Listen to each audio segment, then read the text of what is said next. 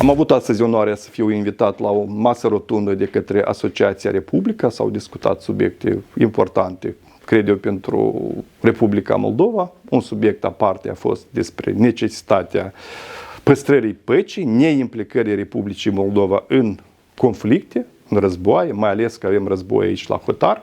Și, bineînțeles, asta înseamnă în mod special păstrarea, respectarea principiului neutralității pe care îl avem consfințit și în Constituție, dar și este dorința majorității cetățenilor Republicii Moldova, fapt confirmat de toate absolut sondajele sociologice, indiferent de cine le desfășoară.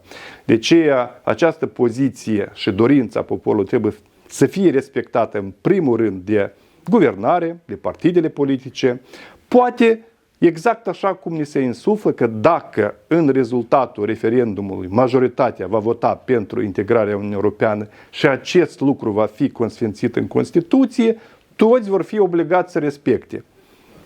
Înseamnă că prin similitudine, exact așa trebuie să respectăm și ceea ce prevede Constituția în privința neutralității. Noi considerăm că această